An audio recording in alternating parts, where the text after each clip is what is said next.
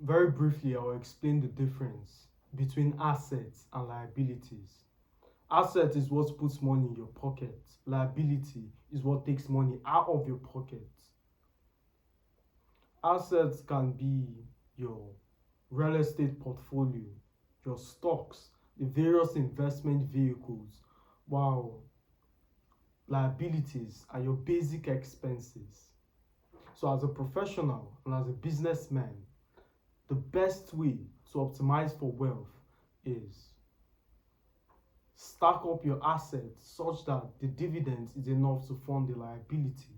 Unfortunately, for some individuals, they use their income to pay for liability, which is a very horrendous way to live. Because all you've done means you're exchanging your time for money. That's why it's difficult for you to make certain purchases. You do not equate the purchase in terms of value, you see it in terms of time. That's why poor people are obsessed with luxurious items. They see it as a tool for gratification. I purchased this, therefore I should feel good about myself. But the ultra wealthy sees things in terms of value. Of course, as anything, there are exceptions. There are streamers and all of these degenerates who fit into the category of wealthy, who still operates like peasants. And if you've been following me long enough, you understand that wealth, as anything, is a mindset. So if you're wealthy here, it's only a matter of time before it manifests into your bank account. And there's such a thing as a one-dimensional wealthy person, which means you are so competent in your endeavor such that it attracts wealth, but you're not developed fully to manage that wealth. So for instance, a streamer is competent in what he does, but is not competent enough to understand relationship, investing, and all of the various factions that makes up a whole man.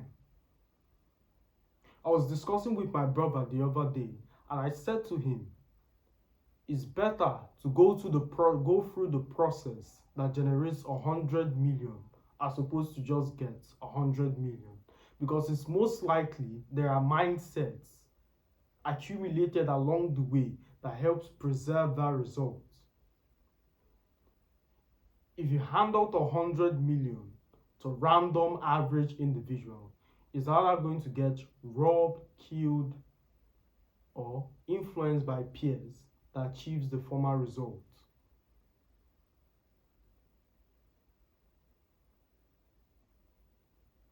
To get to a point where you make 100 million yourself, you're going to have confidence enough to say no to certain things. But once 100 million was handed to you, you're susceptible to drugs, all shades of hedonism. You're still most likely seeking for validation, peer pressure. You see, capitulate to other people's opinion of you, which would ultimately lead to your downfall. For instance, 100 million is not a lot for you, but there are individuals who are willing to unalive you for that same amount. Now, you might sit and analyze as a professional. As a professional, even if they unalive you, even if you're taken from this earth, how does it benefit your would-be assassin? Exactly, it does not. And in fact, if he tries to run that logic across how many factions, how many millionaires can he kill? How many people can he actually take out of the game? Exactly. But it's not everybody that thinks like that. Are there individuals today who has murdered their brethren because of a plot of land? How much is the plot? $1,000. So let me get this straight. You obliterated, you killed another person because of $1,000. Imagine what they will do to you for 100 million. Exactly. So you need to sustain the mindset associated with wealth. And of course, there are liabilities that facilitates the production of assets. For instance, books. Books are liabilities. Books are expenses. You cannot logically direct how this book puts money in your pocket, but from an abstract standpoint, the information received helps generate capital that exceeds what you spent. So that makes sense.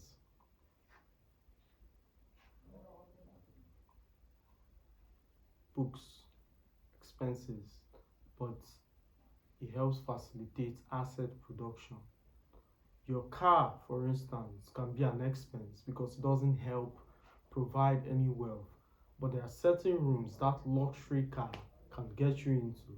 And this is not an advice that encourages the purchase of something you cannot afford. I'm sure the bourgeoisies in the audience are probably jerking off by what I just said. And it's kind of a license to pay for something they cannot afford. How do you know you can afford something? If you're able to purchase three of that item, then you're good.